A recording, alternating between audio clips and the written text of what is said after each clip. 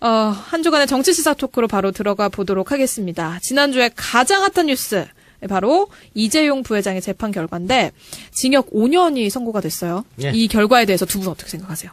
저는 뭐 이쯤 나올 줄 알았어요. 진짜요? 이쯤 나올 줄 알았는데. 항상 뭐 그럴 줄 알았대. 얘기했어 내가 정알바에서 5, 7년 나올 거라고. 5에서 7년 나올 거라고 얘기했는데. 왜 판사 이렇게 깔때기 한 이런 거 있었나요? 판사 깔때기 이런 거 있었나요? 그러니까 무죄는 나올 수가 없고요. 여론 때문에 판사가 아무리 해주고 싶어도 할 수가 없고. 그런데 또 중형을 못 내려. 왜 하필 5년을 선고받았을까? 왜 중형을 못 내려요? 중형 내리면은 2심 가서 그거 깎는다는 게 진짜 어렵거든. 그러니까 이게 지금 뇌물죄가 인정이 되면 최하 5년에서 뭐 최장 한 15년까지 때릴 수가 있어요. 네. 그래서 최하 5년을 맞춘 거야. 라고 생각해요. 내 생각. 개인적 의견이지 뭐. 그래서 이제 이게 1심에서 5년을 때렸기 때문에 2심에서 그 3호 시스템 적용하면 집행유예 가능하다 이거지. 떨어질 것이다. 근데 이재용 부회장이 약간 피동적으로 응했기 때문에 뭐 이런 형이 나온 거야. 그래, 그걸 싹 깔아준 거야. 2심에 가서 니네 변호사들이 요걸 가지고 활용해라 던져준 거 아니야. 그러면서 미르하고 K스포츠 재단 그거 뇌물로 인정 안 했거든. 그러니까는 승마 지원액과 영재센터만. 그러니까 특검에서는 승마 지원도 뇌물이고 영재센터도 뇌물이고 그 재판부에 그 두 개를 인정했잖아. 근데 이건 왜 뇌물 아니라 그래? 금액이 커서? 그러니까 그래 맞춰준 거예요 그렇게. 이게 뭐 명시적이냐 묵시적이냐 이런 거에 따라 좀 나눈다고 하는데 이거는 아니 근데 명시적 묵시적 얘기를 하지만 네.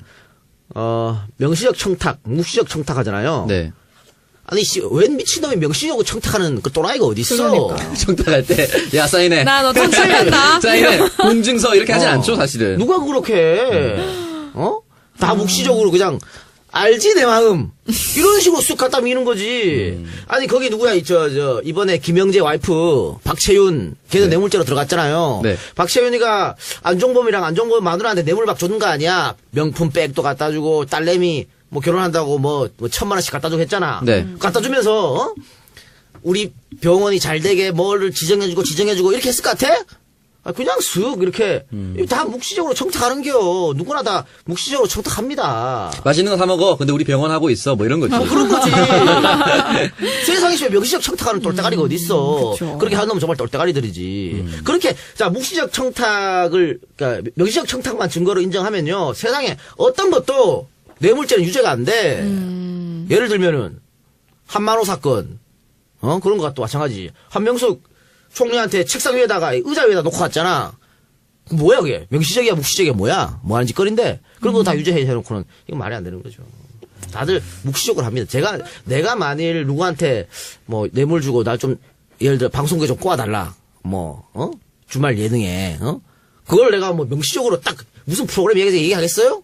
그냥 쓱 돈 주면서 제가 요즘에요 이런 식으로 쓱 돌려서 얘기하지.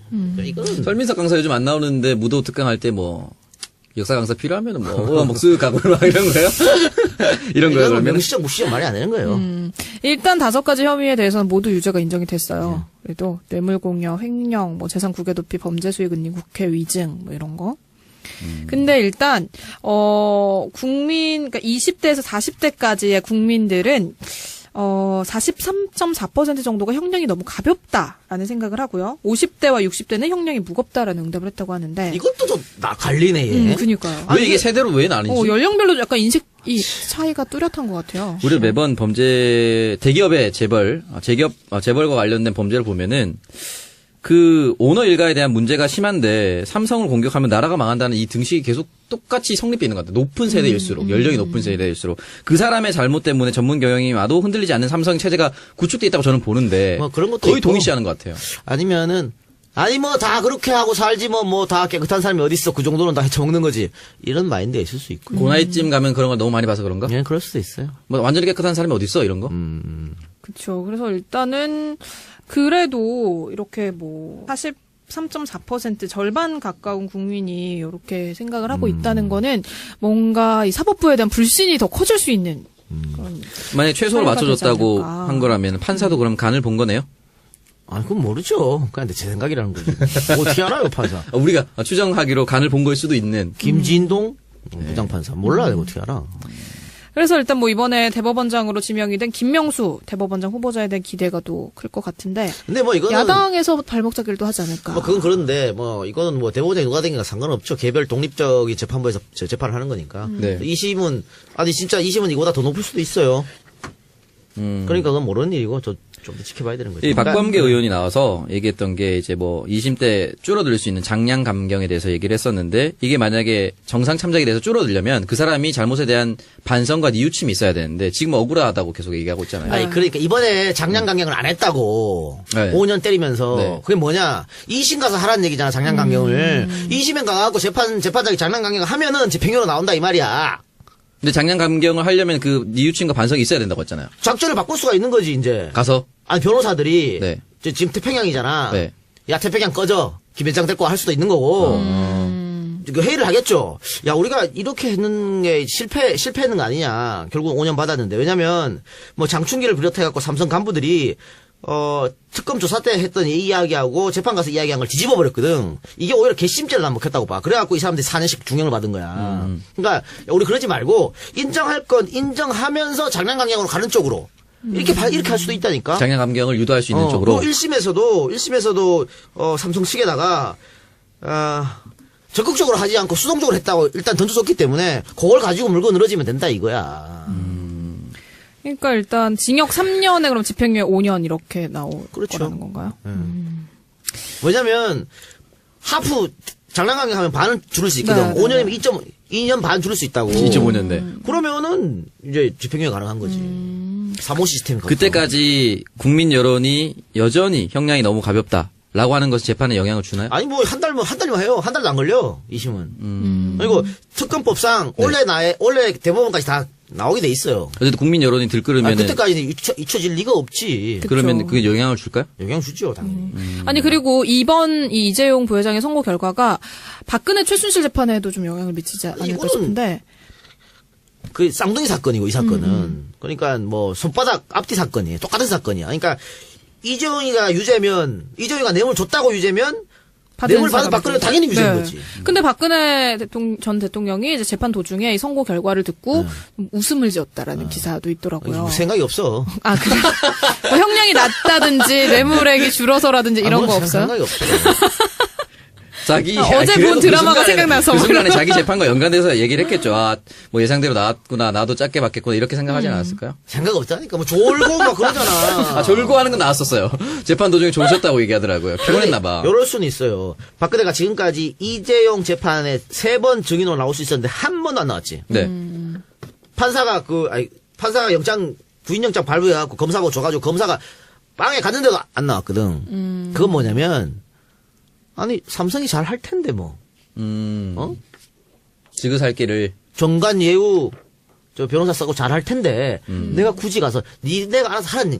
근데 니네가 알아서 하라 그랬는데 유죄가 났잖아 뇌물이. 네. 그러니까 2심에서 이재용 증인에 또 부를 거거든. 박근혜를 네. 이번엔 나갈지도 몰라요. 이번엔 나가서 준 적 없습니다. 할 수 있지 이번에는. 아, 쐐기를 박으려고. 이 살아야 돼 이제는. 그럼 이제 3호가 나오는 거예요? 아, 그러니까 이재용이가 3호 나오게 되면 박근혜도 형량이 줄어들 상이 높아지는 거죠.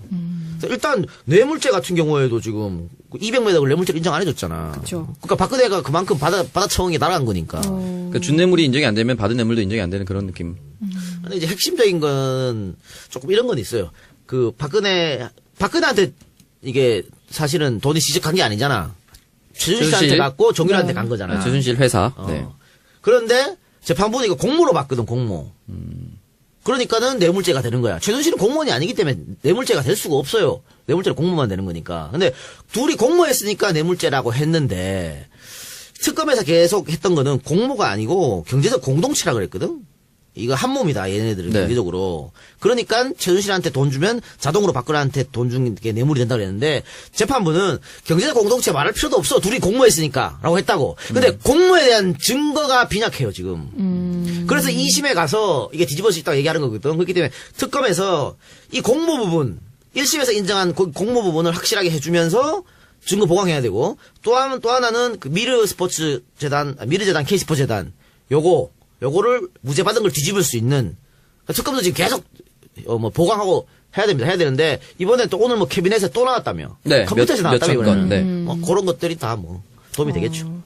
그러니까 일단은 뭐 특검과 이재용 부회장 양측이 모두 즉각 항소 의지를 밝혔기 때문에 이재용 부회장의 재판은 2라운드로 넘어가게 될 것 같습니다. 2라운드 넘어가요. 네. 부디 2심 재판에서는 한번 그냥 좀 우리가 기대하는 결과가 좀 나올 수 있습니다. 좆대는 걸 보고 싶어요? 아니요. 그런 건 아니고. 국민들의 눈높이에 맞는 판결. 삼성 행사 많아요? 네. 국민들의 눈높이에 맞는 판결을 한번 해주시길 기대해 보겠습니다. 삼성 관련 행사 했었죠? 아니요. 네, 다음 주제로 빨리 넘어가야겠네요. 네, 안철수 씨가 결국 국민의당 대표로 선출이 됐습니다. 이제 안철수 대표인데, 일단 뭐 안철수 대표가 대표에 출마를 한다는 게 약간 상식적이지 않지 않나요? 예. 요즘 네. 상식적이지 않은 일이 너무 많이 일어나요. 그런 후보를 또 지지한 국민의당 당원들. 참 어떻게 생각을 하세요? 안철수 당이니까 거기는. 안철수 당이니까. 이 정당의 미래가 없다는 게 다시 한 번 더 드러난 것 같아요. 물론 다른 후보군이 좋았다라고 얘기할 수도 없지만 이현주 후보도 나와서. 근데 이게 결국은 정당의 주인은 당원이고 당원이 있는 이유는 나의 요구와 불만 사항을 정당에 전달해서 내 삶을 바꾸는 걸로 하기 위해서 이제 정당 정치가 있는 건데 여기는 진짜 안철수가 아니면 안 되는 정당인 것 같아요. 그러니까 아직도 과반을 넘겨서 나머지 후보 다 합쳐도 안 되는 훨씬 더 넘는 표로 당선이 돼서 당을 다시 한 번 더 이끌게 됐죠. 뭐 EJ 팬만으로 내가 당을 만들면 난 뭐 종신 당 대표지.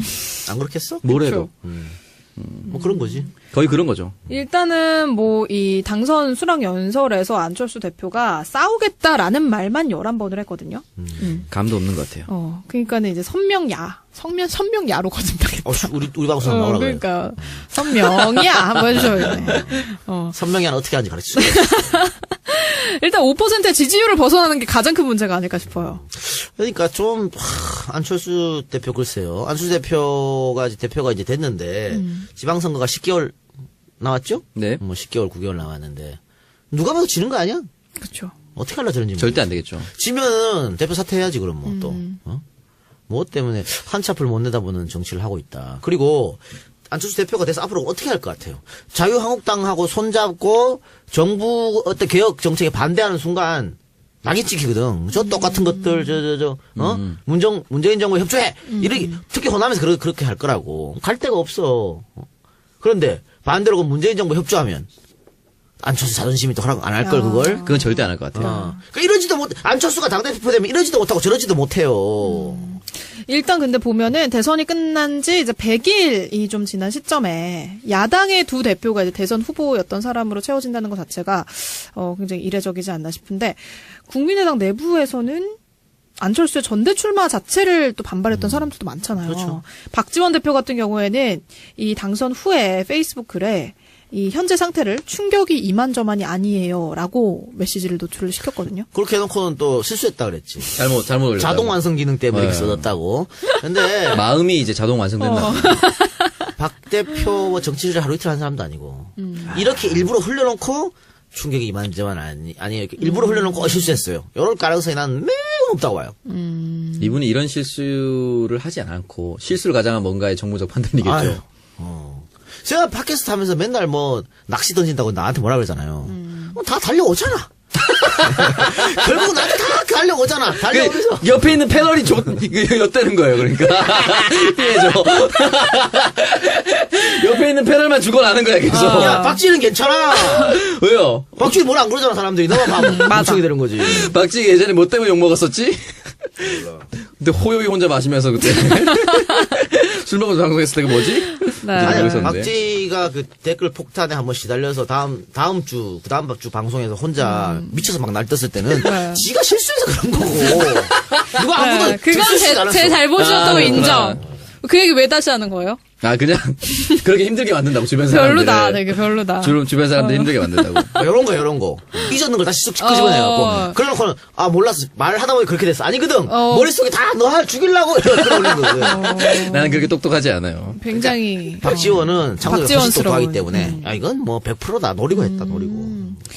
그리고 이제 안철수 대표가 선출이 되니까 자유당의 정우택 원내대표가 내년 지방선거의 수도권 선거는 야3당이 통합 후보를 내자.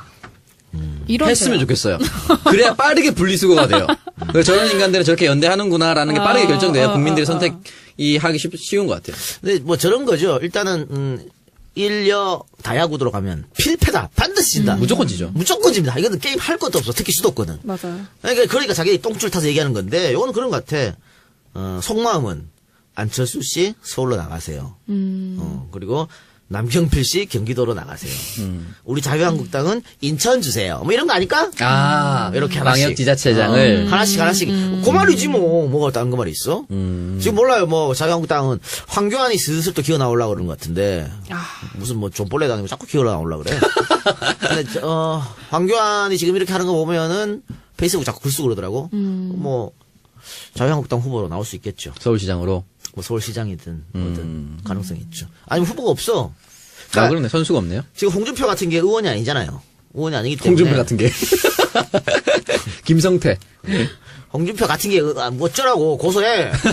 홍준표 같은 게 의원이 아니니까. 네. 홍준표는 이번에 보궐선거에 나가려고 상당히 노력할 거야. 내년 4월에. 그 지방선거는 같이 있잖아요, 보궐선거가. 그래서 같이 보궐선거를 하려고 할 텐데, 홍준표는 뭐, 안철수가 만약에, 서울시장 나가면, 쥐는 안철수 지역구 나가면 되니까. 노원병에. 그럼, 안 그렇겠어요? 우리 꿀자리에 나가려고. 안정지사가 나온다는 얘기도 있던데, 가서 박살내줬으면 좋겠네. 그리고 지금 또 최명길 의원 지역구 나라하는 송파. 파거든. 송파. 거기 또 얘기가 있어. 근데 글쎄 홍준표가 많이 나간다면 송파가 더 안전하겠죠. 낫다고 생각하겠지. 그렇겠죠. 거기도 물론 안지사가 나간단 말이 있어. 가서 박살냈으면 좋겠네. 계속 안지사를 매칭시키려고. 안지사의 의중은 모르는데, 안지사도 당연히 당선되고 싶은 데로 가시겠죠. 네. 그리고 이제 박지원 의원 같은 경우에는 전남지사 출마설이 확산이 되고 있는데. 물론 그래서 그날 내가 물어봤는데, 네. 뭐 당에서 뭐 원론적인 얘기지 뭐. 당의 결정을 따르겠다 이렇게 했어요? 최고의 상황이. 그런데 쉽지 않을 거예요. 이쪽으로 나가는 의원직을 게. 던질 수가 있을까? 목포의 꿀자리를. 못 던지거든. 그런데 전남도지사 선거해갖고 지면 어떡해. 그러게. 지금 상황에서는 아무리 박지원이라도 이길 확률이 없어 보이는데. 그렇기 때문에 쉽게 선택하지 못할 것이다. 그렇습니다. 일단 뭐 안철수 대표가 이제 선장이 된 국민의당이 앞으로 어떤 행보를 보일지 우리가 한번 지켜봐야 할 것 같습니다. 자, 벌써 다음 주제로 또 넘어갈 시간이 됐네요. MBC와 KBS 얘기를 좀 해보려고 하는데, MBC는 일단 저희 녹음 날짜 기준으로 내일까지 총파업 투표를 진행을 하고 있고요. KBS도 이제 기자협회 소속 기자들이 저희가 녹음 중인 월요일 0시부터 제작 거부에 돌입을 했습니다. 양대 공영방송의 구성원들이 방송 정상화를 시키기 위한 투쟁을 시작을 했는데, 이게 앞으로 어떻게 될까요? 그러니까 이거 쉽지 않은 선택이에요. 어떤 분들은 지금까지 뭐 했다 이러는데 그런 게 아닙니다. 내부에서 투쟁 많이 했고요. 많이 했어요. 많이 잘려나간 사람 또 그거 알잖아, 스케이트장으로. 스케이트 눈 치고 있고 이게 뭐한 짓이야. 기자, PD, 아나운서, 스케이트장 관리원으로. 그러니까 내부에서 계속 투쟁을 했었고 또 지금 파업하잖아요. 네. 파업이 오래되면 오래될수록 힘들어져요. 월급이 안 나와. 파업할 때 월급 나오는 거 아닙니다. 안 나와요. 그러면 100일 투쟁한다 그러면 석 달간 월급 안 나와. 석 달 반 정도. 석 달 수입 없이 생각해봐. 산다고. 끔찍하네요. 그렇지. 그 정도면 끔찍해지지. 거의 차 한 대 뽑지 않나요? 워낙 높은 급여를 받으셔서. 쉬운 게 아니기 때문에 이런 건 우리가 좀 많이 응원해줘야 되고 또 여론의 압박을 받으면 좀 더 나아지지 않을까. 또 그렇죠. 파업하시는 분들은 여론의 힘을 또 받을 수가 있겠고.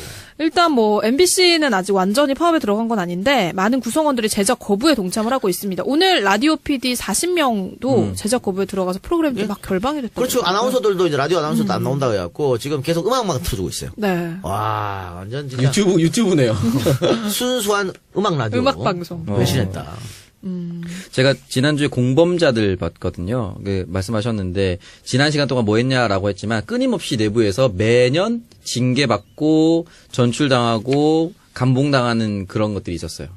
그래서 이번에는 더 이상 참을 수 없다고서 나왔던 거기 때문에 그동안 뭐하고 놀다가 갑자기 지금 정권 바뀌어서 나왔냐라고 얘기하지 마시고 이분들이 그 당했던 그 공정방송을 위한 노력을 좀 많이 지지를 해주셨으면 좋겠습니다. 네, 그리고 KBS와 MBC에 얼마나 사랑을 주접듯이 잡았는지 여러분 이해하셔야 됩니다. 네. 일례로 MBC 저도 한번 나간 적이 있거든요. 나간 적이 있는데 진짜 간첩 접선하듯이 PD하고 CP를 만났어. 분위기가 형 출연시키려고. 흉흉하구나. 그러면서 전제는 위에 분들이 이 작가님은 모를 겁니다. 이거였거든. 바로 알더라고. 그런 분들이 더 잘 알아요. 아니 그랬고, 그래서 무슨 블랙리스트. 문 닫고 살펴보면서 누가 오라 뭐 이렇게 얘기했다니까. 또 다른 방송국에서는요. 그 밤에 내가 들어갔다가 누가 날 봤나 봐. 그래서 다음 날은 방송국 앞 지하에서 지하? 그렇게 만났다니까. 그러니까 그러니까 내가 뭐라고? 그러니까 나 같은 놈들한테도 그렇게 대접했으면 안에 있는 사람들이 제 말, 그러니까 똑바른 말 하기 얼마나 힘들었을까 생각해 봐야 되는 거지. 그렇습니다. 그래서 일단 그 MBC 법무팀장도 사표를 제출을 했고 MBC 같은 경우에는 그리고 보직 간부들이 줄줄이 이제 보직을 내던지면서 노조에 가입을 하고 있다고 하네요. 지금 상황이. 그러니까 이제 그 사람들 뭐 광복 한 이틀 전에 넘어오는 거 뭐 이런 걸 수도 있고. 어쨌든 문제는 경영진 수뇌부가 안 나오고 있다는 거잖아. 네. 김장겸이 뭐 글 썼더만 난 못 내려가겠다 이렇게. 네. 그런 거는 그럼 못 내려고 머리채 잡고 그거 내야 되는데. 그러니까. 절대 퇴진하지 않겠다라면서. 임기가 보장된 거라 어떻게 그러니까 제도적으로는 지금 당장 끌어낼 수 있는 방법이 방법이 없는. 왜 없어? 찾으면 다 있지. 궁합은 통하는 법이고. 어떻게 해요? 나한테 맡겨주시기 바랍니다. 마구잡이로 칼을 흔들어드리겠습니다. 어쨌든 김장겸 사장 퇴진을 얘기하는 건 이명박 정부 때부터 시작해서 이분이 보도본부장이었습니다. 그래서 그때부터 다 이제 보도를 통제하고 정권에 유리한 방송만 내보냈고 고대영 사장도 KBS에서 마찬가지 역할을 했던 거예요. 그렇기 때문에 그 사람들이 사장이 됐을 때 하나도 바뀌지 않은 상태에서 친정권에게 유리한 그 당시 보수 정권에게 유리한 방송만 내보냈기 때문에 공정방송이 다 어그러진 거죠. 미친놈들이야. 어떤 간부는 그랬대. 그 기장가 PD 그 고향 순천이라 그러니까 홍원에 아, 이런 도라이가 도라이 새끼들이지 그거. 정말 그런 것들이 도라이네. 간부라고 처한테 자빠졌으니까. 큰일입니다. 네, 그래서 일단은 뭐 노조 가입자 수가 MBC 같은 경우 이번에 800명까지 떨어졌다가 1000명을 다시 돌파를 했다고 해요. 그러면서 방송 정상화 투쟁에 다 같이 힘을 합치는 움직임을 보이고 있는데 일단 고초를 당한 구성원들 입장에서는 뭐 서운함도 좀 있을 것이고 다 같이 근데 아까 왜 제가 뭐 독립 이틀 전에 넘어온 사람이었잖아요. 근데 아직도 안 넘어오고 거기서 개기는 애들이 있어. 맞아요. 뭐 유명한 아나운서도 있고. 내가 아까 물어봤잖아요. 카톡으로. 아니 걔 아냐고. 걔도 그렇다 그러더라고. 아 진짜? 그래서 내가 물어본 거야. 신입 아나운서가요? 아니 아까 아니, 카톡으로 아니. 누구냐고 물어봤잖아요. 아 그래요? 그래서 물어본 거였구나. 그 사람 MBC에 그런 아나운서가 있어요? 한둘이겠어요? 더 이상 말하지 마요. 아니 그 이름을 가진 아나운서. 네. 나 왜 모르지? 뭐 네가 다 알진 않잖아요. 다 알아요? 거의 다 알긴 할 텐데. 아닌가 보네. 네, 일단 뭐 안타깝네요. 그런 분들 보면. 참. 뭐 안타까워. 이제 벌 받을 시간이지 이제. 벌을 끝까지 받겠다고 거기 있는 건가? 지금이라도 넘어오면은 좀 욕은 덜 먹을 텐데. 몰라. 야 넘어와서 벌 안 받는 사람이 더 싫어요. 어, 다소가 내야 돼요. 맞아. 그리고 이제 KBS도 오늘부터 기자협회 소속 기자들이 제작업에 들어갔다라는 뉴스가 올라왔습니다. 그래서 31일부터는 PD협회 소속 PD들의 제작 거부도 이어질 거라고 하는데 그럼 방송 차질이 이제 더 불가피해지는 거네요. 상황이. 그러면서 이제 정치권 쪽으로도 방송 개혁에 대한 논란이 이어지고 있는데 문재인 대통령이 이 지난 방통위 등에 대한 업무보고 자리에서 현재 국회에 계류 중인 방송법 개정안을 재검토하라라는 지시를 했다고 합니다. 그러면서 또 야당이 반발을 하고 있는데 이에 대해서 뭐 토론을 해보자는 거였지 재검토를 지시한 건 아니다라는 또 얘기가 나오고 있어요. 야당 청와대에서. 새끼들은 맨날 반발이지 뭐. 봅시다. 근데 이게 뭐냐면 이제 민주당이 야당일 때 이제 민주당 주도로 낸 법안이에요. 그러니까 네. 지금 같은 경우에는 그 여당이 훨씬 많아. 여당 추천 인사가 훨씬 많죠. 그렇기 때문에 여당 마음대로 해요.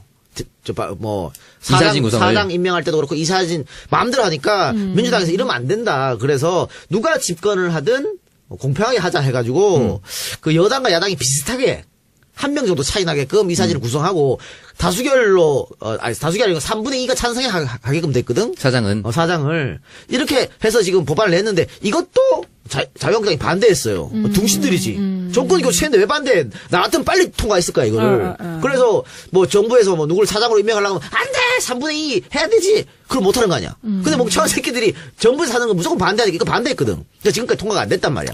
통과가 안 됐는데 대통령이 이거 다시 한번 뭐 검토해봐라 라고 하니까 야당에서 또 지랄하는 거지. 아니 니들이 민주당일 때 하자고 해놓고 이제 정권 잡으니까 뭐 많이 바뀌었어? 또 이러는 건데 몰라 저는 뭐 문 대통령의 깊은 뜻을 알 수가 없습니다만. 그러니까 이제 야. 이게 사실 지금 정부 여당에 굉장히 유리한 내용으로 돼 있는 거잖아요. 아 지금 유리한 게 아니죠. 아니 지금 현행법은 유리한데 현행방송법. 바꾸는 게 유리한 게 개정안은 아니죠. 유리하지 그러니까요. 않아요. 그러니까 문 대통령이 아마 좀 더 유리하게 바꿔라 정부 쪽으로 이런 말 던진 것 같아. 아마 이런 것 같아. 야 니네 요거라도 통과 안 시켜주면 아예 예전처럼 확 돌려버린다. 이러지 않았을까? 그런 마음이 있지 않았을까? 그런 어떤 큰 그림을 어떻게 좀 실드가 됐나? 빅픽처. 네. 늘 빅픽처를 생각하시는 분입니다. 그럼. 그래서 그 야당은 무조건 반대하니까 뭐 신경 쓰지 말고 밀어붙여요. 이 방송 문제는 밀어붙이지 않으면 해결이 나지 않습니다. 이건. 네, 일단 뭐 이번에 이렇게 진행이 될 공영방송의 정상화와 방송 개혁은 언론이 좀 권력에서 자유롭게 독립이 돼서 언론 본연의 임무를 수행할 수 있는 환경을 만드는 거잖아요. 그런 계기가 좀 될 수 있길 기대를 해보겠습니다. 자, 그리고 다음 주제로 또 넘어갈게요. 이 작가님하고도 악연이 있는 분이에요, 이분이. 신현희 강남구청장님. 날 건드리면 다 좆되는 거야. 이 작가 저주 몰라? 다 죽는 거야. 나 아니, 건드리면. 이분이 이제 횡령과 배임 혐의로 고발된 사건 관련해서 이 강남구청의 어떤 간부가 전산실 서버의 전산 자료를 직접 삭제했다라는 보도가 나왔었는데, 이와 관련해서 여선웅 강남구 의원이 이 자료 삭제 현장에 신현희 구청장이 함께 있었다라는 주장을 했거든요. CCTV도 공개가 됐어요. 딱 걸렸죠. 그러니까 배후 조종이 아니고 적극적으로 가담해서 조종한 그러니까요. 거예요. 그러니까 삭제하고 증거를 인멸하는 그 자리에 신현이가 같이 있어가지고 지시했다는 거잖아. 아니 큰일 났네 신현이 진짜. 그러니까요. 박살났네. 권력을 이게 미친 듯이 드는 지금 거죠. 내부 고발자에 의해서 나온 거죠. 한 양심적인 직원 덕분에. 그건 그렇고 네. 우리 여선웅 의원 말이지. 여선웅 의원도 정발이 들어가지 않았어? 아, 들어왔습니다. 너는 뭐하냐? 나 참 진짜 정치 안 한다니까. 안 되니까 안 한다고 하는 거지. 여선웅이 훨씬 낫다. 인물도 훨씬 좋고 이보다. 인물은 아니죠. 정치 감각도 이보다 훨씬 나. 그거는 인정하겠습니다. 아주 감각이 뛰어나시더라고요. 그래서 일단 이번 전산 자료 삭제 관련해서 이 해당 직원이 불이익을 당할 수도 있지 않을까 하는 생각이 들긴 하는데, 뭘 불이익하지? 신현이 끝났는데 이제 아웃이야 신현이. 네, 해당 직원이 이제 증거인멸 지시를 거부했었죠. 네네. 거부하고 이제 과장이 직접 삭제하고 대동해서 가긴 했는데, 뭐 일단 공무원이라서 뭐, 아니, 근데 이게 사실이면 바로 구속해야 되는 거 아니에요? 뭐 지금 뭐 일단은 뭐 재판 중에 검찰 조사 중인가요? 제가 있으니까 바로 어떻게 결정이 날 거예요. 네, 어쨌든 이 작가님을 건드리면 안 된다는 그럼. 거. 이번 사건을 통해서 또 깨닫습니다. 저주라니까 저주. 한 주간의 정치 시사 토크로 바로 들어가 보도록 하겠습니다. 지난주에 가장 핫한 뉴스. 바로 이재용 부회장의 재판 결과인데 징역 5년이 선고가 됐어요. 예. 이 결과에 대해서 두 분 어떻게 생각하세요? 저는 뭐 이쯤 나올 줄 알았어요. 진짜요? 이쯤 나올 줄 알았는데. 뭐 그럴 줄 알았대. 얘기했어 내가 정알바에서 5, 7년 나올 거라고. 5에서 7년 나올 거라고 얘기했는데. 왜 판사 이렇게 한 깔때기 거야? 이런 거 있었나요? 어? 판사 깔때기 이런 거 있었나요? 그러니까 무죄는 나올 수가 없고요. 여론 때문에 판사가 아무리 해주고 싶어도 할 수가 없고. 그런데 또 중형을 못 내려. 왜 하필 5년을 선고받았을까? 왜 중형을 못 내려요? 중형 내리면은 2심 가서 그거 깎는다는 게 진짜 어렵거든. 그러니까 이게 지금 그 뇌물죄가 인정이 되면 최하 5년에서 뭐 최장 한 15년까지 때릴 수가 있어요. 네. 그래서 최하 5년을 맞춘 거야. 라고 생각해요. 내 생각. 개인적 의견이지 뭐. 그래서 이제 이게 1심에서 5년을 때렸기 때문에 2심에서 그 3호 시스템 적용하면 집행유예 가능하다 이거지. 떨어질 것이다. 근데 이재용 부회장이 약간 피동적으로 응했기 때문에 뭐 이런 형이 나온 거다. 그럼 그걸 싹 깔아준 거야. 2심에 가서 니네 변호사들이 요걸 가지고 활용해라 던져준 거 아니야. 그러면서 미르하고 K스포츠재단 그거 뇌물로 인정 안 했거든. 어? 그러니까는 승마 지원액과 영재센터만. 그러니까 특검에서는 숙마 지원도 뇌물이고 영재센터도 뇌물이고 그 재판부에 그 두 개를 인정했잖아. 근데 이건 왜 뇌물 아니라고 그래? 금액이 커서? 그러니까 그래 맞춰준 거예요 그렇게. 이게 뭐 명시적이냐 묵시적이냐 이런 거에 따라서 좀 나눈다고 하는데 이거는 아니 근데 반 줄일 수 있다고. 25년대. 그러면은 이제 집행유예 가능한 거지.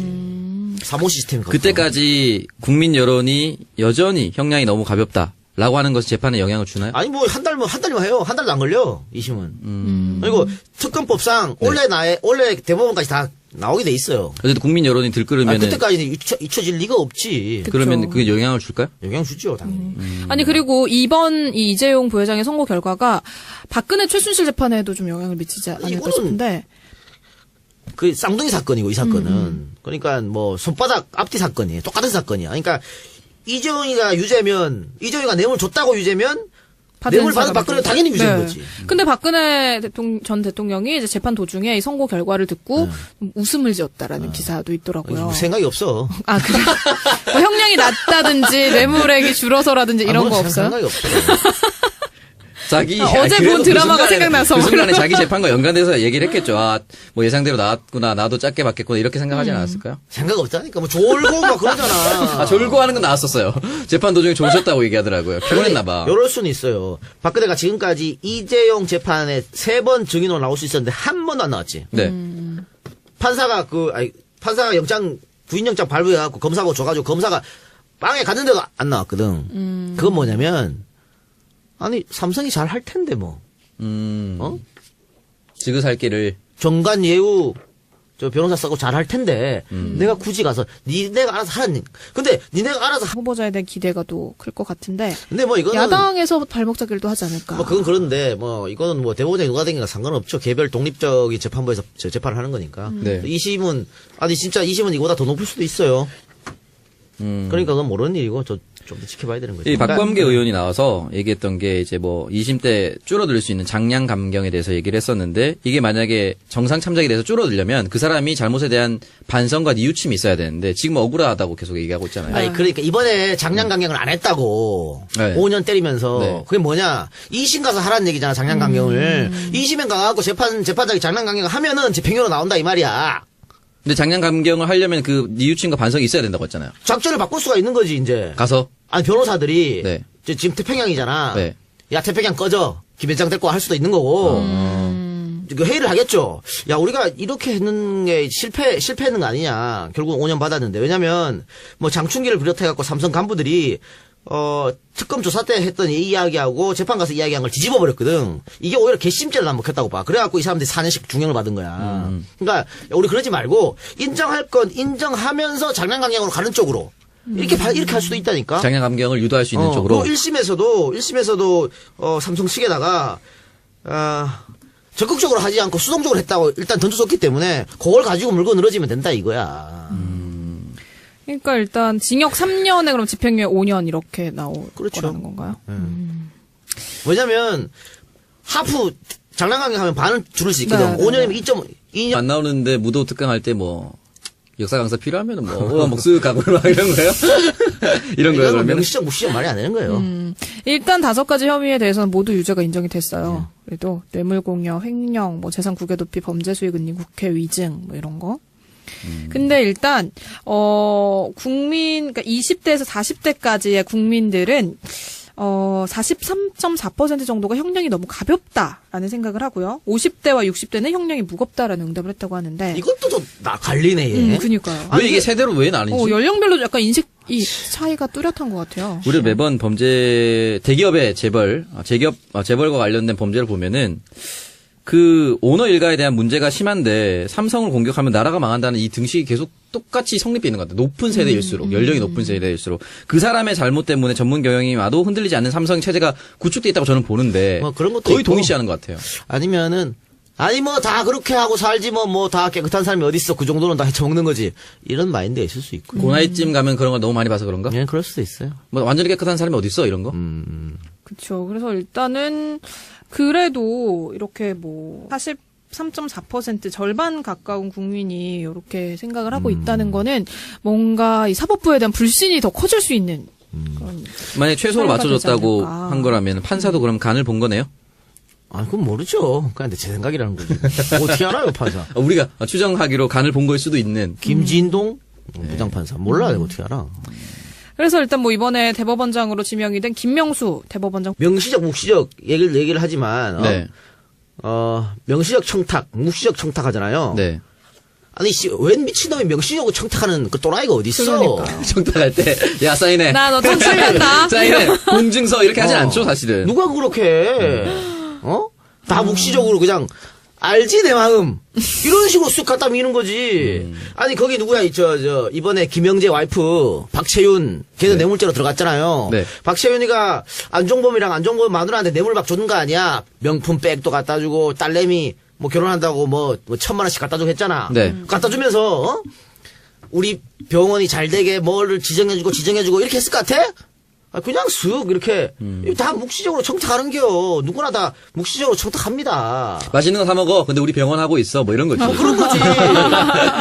세상에 명시적 청탁하는 똘대가리가 어디 있어? 그쵸. 그렇게 하는 놈은 정말 똘대가리들이지. 그렇게 자 묵시적 청탁을 그러니까 명시적 청탁만 증거로 인정하면요, 세상에 어떤 것도 뇌물죄는 유죄가 안 돼.